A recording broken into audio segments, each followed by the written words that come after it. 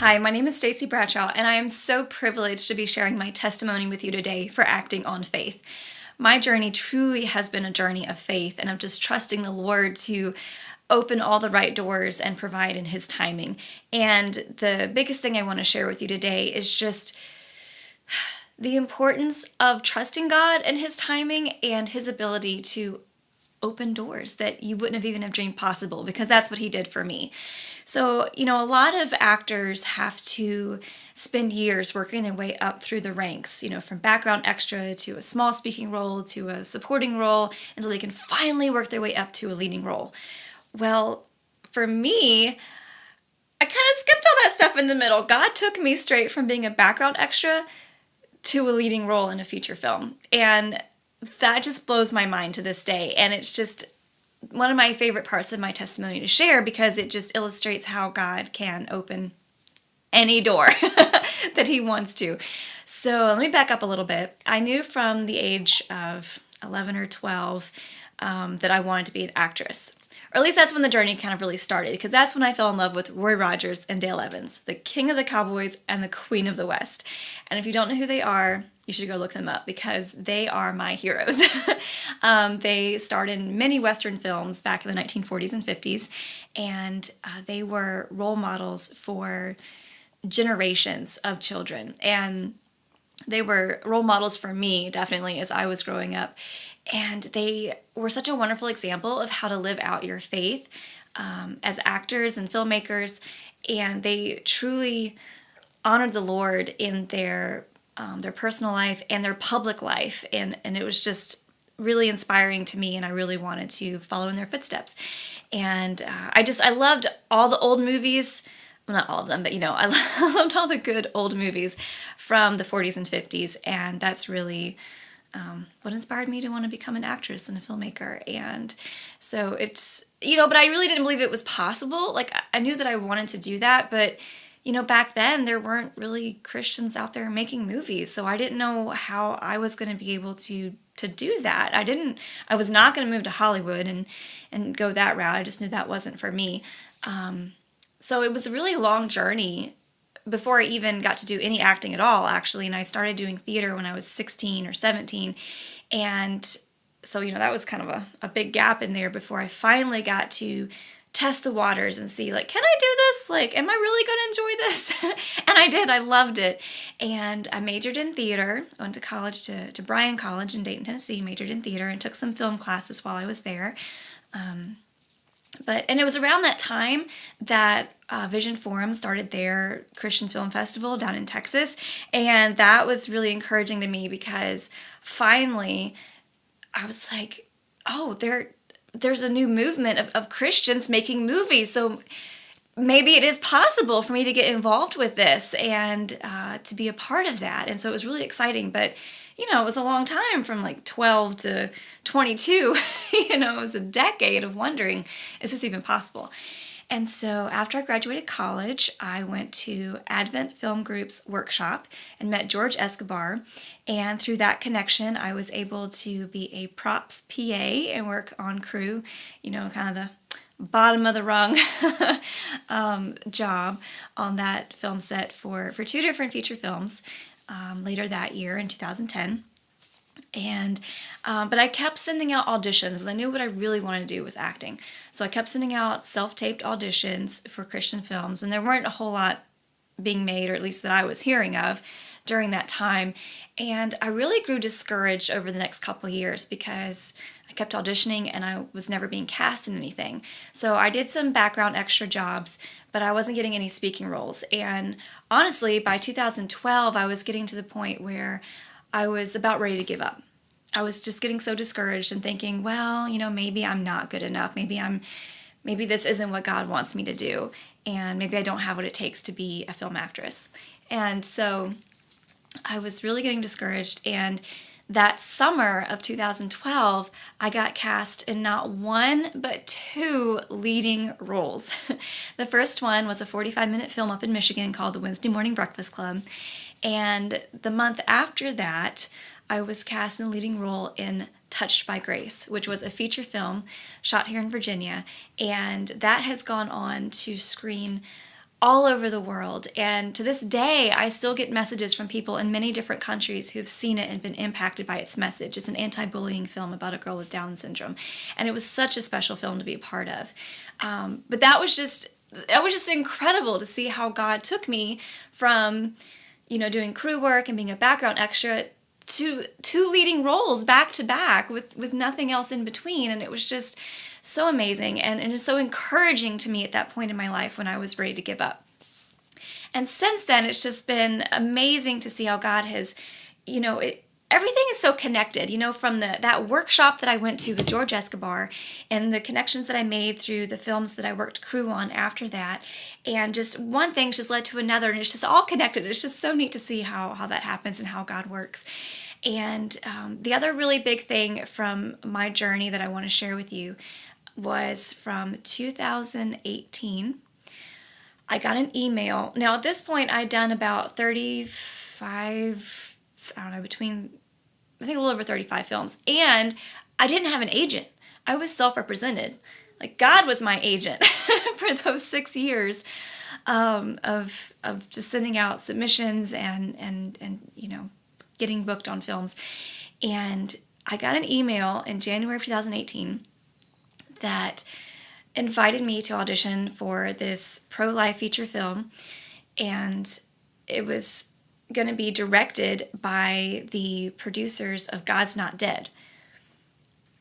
And I was like, hold on, this has got to be a prank or something. Like, there's no way these people know who I am, and they're reaching out to me and inviting me to audition for their film. There's no way. And I Googled all their names, looked them up on IMDb, and I was like, you know what? I better treat this like it's serious and just see what happens. And sure enough, it was totally legitimate. And I got to act in the movie Unplanned.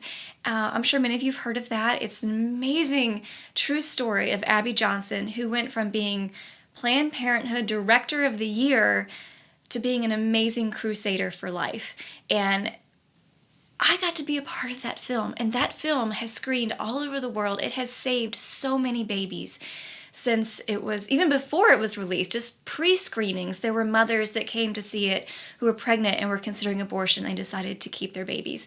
And so many lives have been saved and impacted through this film, just, in the not even a year that it's been out. And it's just, oh my goodness, it's been such a blessing to me. And it was so incredible to be a part of that.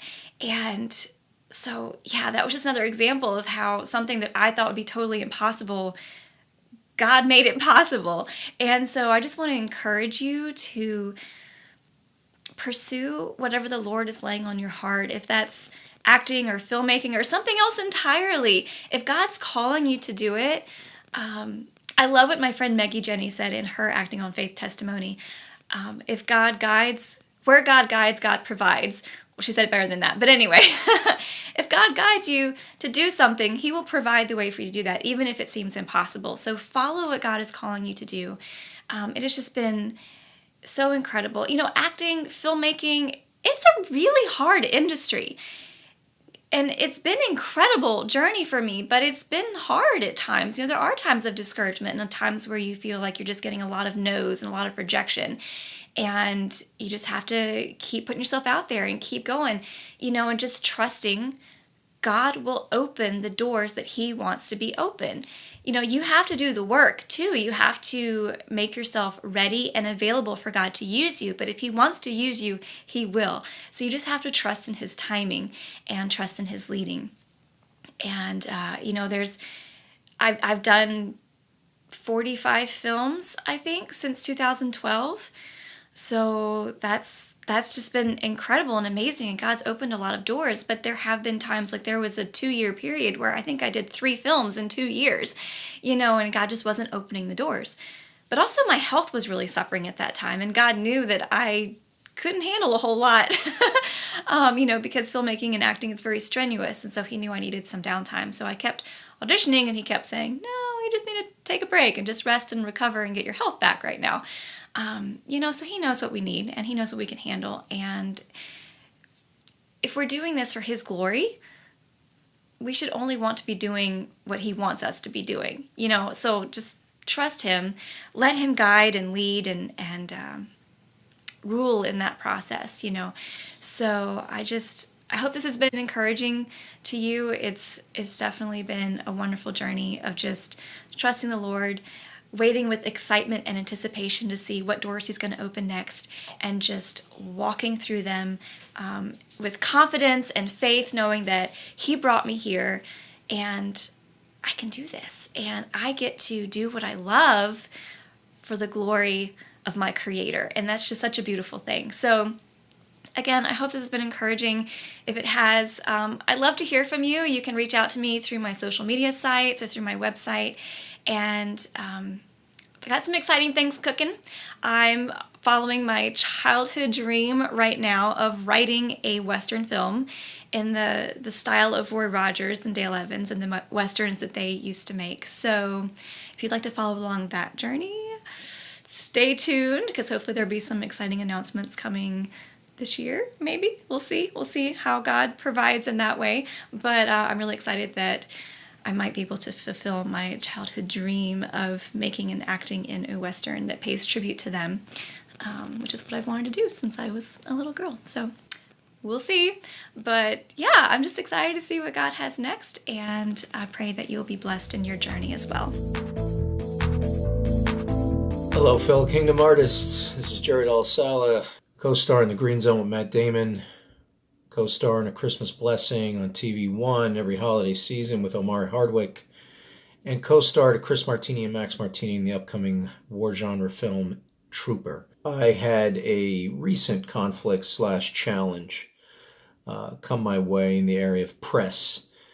And though I've dealt with press, journalists, reporters in the media throughout my career, I've got over a 30-year career. In the last 15 years, it's been kind of high focus on film and television. So a part of the grind, if you will, a part of the animal that is film and TV industry related is media. Having to do media within the secular environments. And, you're going to make movies that hopefully will be kingdom bound, but sometimes you're going to be in films that, let's say on the secular end, work for you and they match at least your principles and ethics as a Christian. So you're going to be able to do them. And then that means you're going to be in a press junket with, let's just say, secular media types. I've never really experienced something like I want to share with you all, and hopefully enlighten and inspire. Long story short, I had been given the green light and a promise from one of these secular media types to do a feature in a major Hollywood magazine that would showcase my upcoming screening of a film of mine that I military advised and co-starred in called Trooper. It's a very successful indie. We've won a lot of awards. We stream on Amazon right now. I kept getting put on a back burner. And with the kind of incoming pressure of the film screening, I kept calling out this journalist who, offered me the feature. After the third time of doing that, saying, hey, we need the press, we were supposed to do this 3 months ago, yada yada, what's up? I got a very, very vicious response, let's just say, and from that negativity, that abrasiveness, that attack, really, I just said, okay, you know what, this is not worth pursuing anymore, nor is it worth getting into a conflict. So gracefully, off of instant messaging on Facebook, I discontinued the relationship and gave it up to God. With that rejection, if you will, decided to turn to Facebook and try and assault my character, post these very false things about me. And I had not known until a day later when my agent called, what happened? What did you do? And I had to defend myself here. And I was like, oh, wow, here we go. And I'd never experienced this really. in my life. So this was new to me. What was not new to me was prayer. And more importantly, how I said, God, before this gets really expensive to defend my integrity vis-a-vis lawyering up and all that other jazz, can you please take over? It was a simple kind of sit down with myself after a long conversation with my agent. She had believed me. She was in my corner. She never, ever, doubted my integrity and my character in the industry. So I gave it up to God. I still pursued what I might have to do legally by talking to some counselors who are litigating this area. But at the end of the day, I kept saying to God, Lord, I'm sure this is a challenge from you. Just help me to live up to what you're asking of me, what you're hoping to come from this out of me as a believer. The vulgar attacks on me, assaults, all from just my wanting to sign off and not be involved with her anymore. And it really was a gracious, initially, good luck to you. I think we're done. I wish you the best. And it really was that. Thumbs up emoji. And all of this transpired. Once we submitted this info, again, wisdom from the Spirit, in acknowledging to her employer, hey, this is what's going on. She's done it to an agent of mine. She's done it to me. She did it to another individual. And all because not only was I not looking to go any further, but then I found out, as she had tried to with me, bill me for the coverage.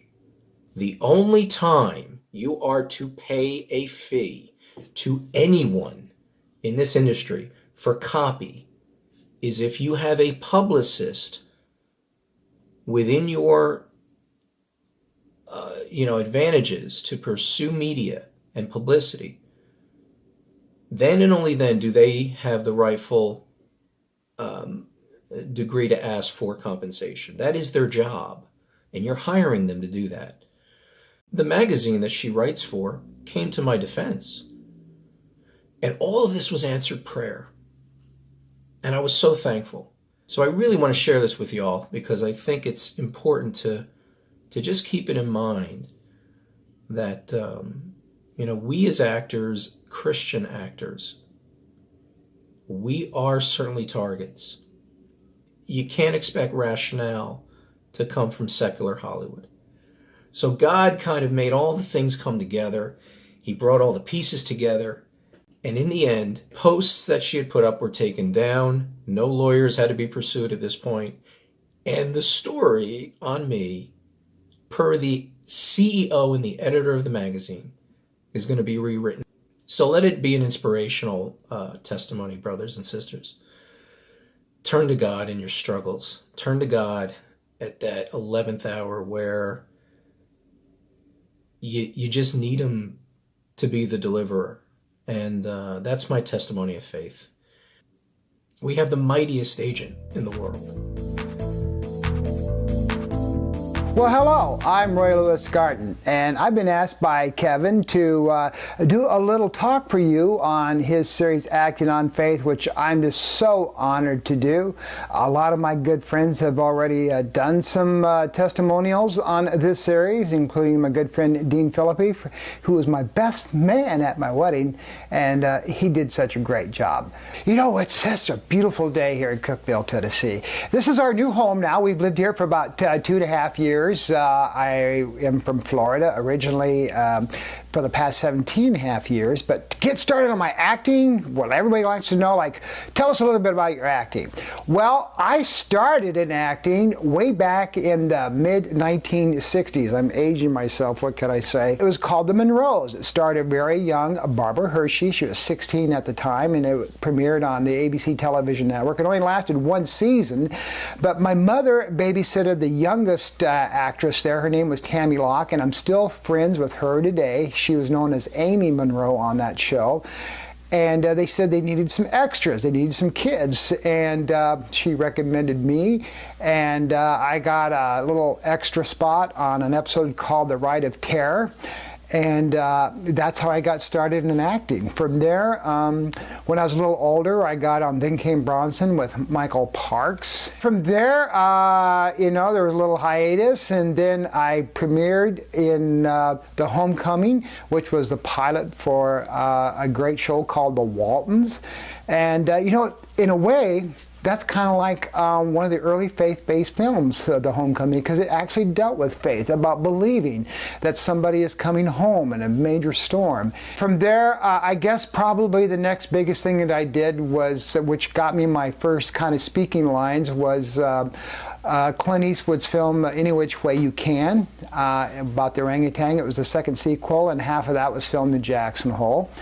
And I was started out as an extra, and then they needed somebody for some lines and in a group shot, and they kind of selected me, and I said sure, and that actually gave me my Screen Actors Guild eligibility, was doing that. I did The Mountain Men with Charlton Heston and Brian Keith, worked with them. Of course, we all know Charlton Heston, Moses, and another great faith-based film that he was very famous for, Parting of the Red Sea.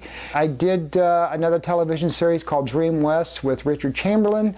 I was a mountain man in that. Let's talk about recently. I took a break from acting because my degree's in broadcast journalism, and I went back into television. I worked at several television stations as a news journalist. Moved to Oklahoma and did a little production behind the scenes stuff. I got hired as a PA for the film Twister, which was shot in Oklahoma, and Helen Hunt, and did some work up there in Wichita, Oklahoma, which that really did happen in Wichita. They did shoot it on location there, and that's where I was working for a while. And then I went to work for Oral Roberts University for their new startup satellite station that they had, and the Golden Eagle Broadcasting Network. And so I worked there, and then I worked for another television station there, the ABC affiliate, KTUL, and then moved to Florida. And that is where I got back into acting again. I made some independent short films through our church, Calvary Chapel. I did some acting for them, and we did a lot of faith-based film. Recently, I did Discovery ID, and I'm still doing some stuff here and there, so geez. And then also, I have my own company here called FDMC Digital Media, and I do independent films as well as business videos and social media platforms and things like that. Let's talk about faith-based films. You know, they've been around a long time, but they never really known or called them faith-based films. They were just great films, huge mega pictures done by the big studios, and that was cool, you know, but we don't really think about them as faith-based films. We just think about them as films. Stories about our Lord Jesus Christ and about having faith. And they're great films, but, you know, King of Kings is another one, but they just don't really, you know, consider them faith-based films. Kind of the catchphrase faith-based, I think, came around when we saw Touched by an Angel, Little House on the Prairie, Father Murphy. You know, those were shows, Highway to Heaven, that kind of dealt a lot with faith-based, because they weren't ashamed to mention things like prayer and believing in God and having faith and think things are going to happen. You know, Roma Downey with Touched by an Angel, of course, she's went on to make a lot of stuff lately, and you know, Touched by an Angel, I think, really kind of brought out, you know, the idea of having faith-based films, and it's just amazing. Got some scriptures here I want to share with you. You know, Proverbs 16:3 says, "Commit to the Lord whatever you do, and He will establish your plans." And that is so true. You get on a plan, you get on you know, you look at your mountain that you want to climb, and you say, what can I do to better myself? And whether you're on set or whether you're talking in everyday life, you are a person. Leave your egos at home. As actors and actresses, that's what I do. I'm nobody famous. I love the craft. I love that I'm able to do what I do. But, I'm Roy, whether I'm walking down the streets or I'm on set. I'm there to lend an ear for people who are having issues and problems. And we all know on movie sets, you're kind of in the minority sometimes. It's great to surround yourself by friends, but sometimes if you're doing a mainstream shoot, you see things going on, and that's where you can take your faith and say, God has gotten me through this, or God's got me through that. How can I help you? Can I pray for you? I kind of coasted along there with that kind of idea, but my real first involvement in a faith-based film was when I moved to Oklahoma. I went to Church on the Move, and the pastor of the church, Willie George, I called him a guy, and he is kind of a guy, he's just a good old boy. He had the Gospel Bill show, but he also produced some full-length features with Bill Gunner. And Kenneth Copeland was his co-star in several of those films, and I worked on a couple of those. That's where you really got to see faith-based films in action. The whole cast and crew, they prayed before a shoot. They prayed during breaks, and you could just see the uplifting. And, sometimes they brought on stunt people and stuff that, they weren't Christian. You got a chance to witness to them, and that's really my first work with doing, faith-based films. And if you haven't seen any of those, dig them out. There you have great things where you can witness your chance to be a part of something. Some other scriptures I want to share with you is Mark 16:15 says, "Go into the world and preach the gospel to all creation." There's your big chance. There you go as a witness to God and to the Lord Jesus Christ. Go and witness. Don't be ashamed of who you are. Don't be ashamed to be a Christian. If you're on a set, as an actor or as an actress, it's okay to be able to say, I'm a Christian and I can't do that scene, or I'm not going to cuss on that particular shot, or I'm leaving my clothes on, and of course you get a chance to prove script before you even offer the role. And you can say, I'm sorry, I'm just not going to do that. And there's a lot of actors and actresses today, A-list actors and actresses that stand on their faith. They're not going to do any of that stuff. And don't let the devil tempt you that I really need the money, so I'm going to do this scene or I'm going to do that scene. You don't have to do that. You really, really don't. And this is kind of what I want to close with. As Philippians 4:8 says, finally, brothers and sisters, whatever is true, whatever is noble, whatever is right, whatever is pure, whatever is lovely, whatever is admirable, if anything is excellent or praiseworthy, think about such things. It's all right here in the Bible, folks. It really is. And you can go through scriptures to find things that's just going to uplift you. Jesus spoke so many times to his disciples, ye of little faith, have faith, faith, faith, faith. And that's what we can do with faith-based films, is have the faith, show the faith, demonstrate the faith, and provide the faith to our viewers. Don't you think so? Hey, it was just awesome to be able to do this program, and I hope other actors and actresses can provide their testimony as well. Until next time, this is Roy Lewis Garton from beautiful Cookeville, Tennessee, and I hope to see you all again soon. Have a wonderful, blessed day.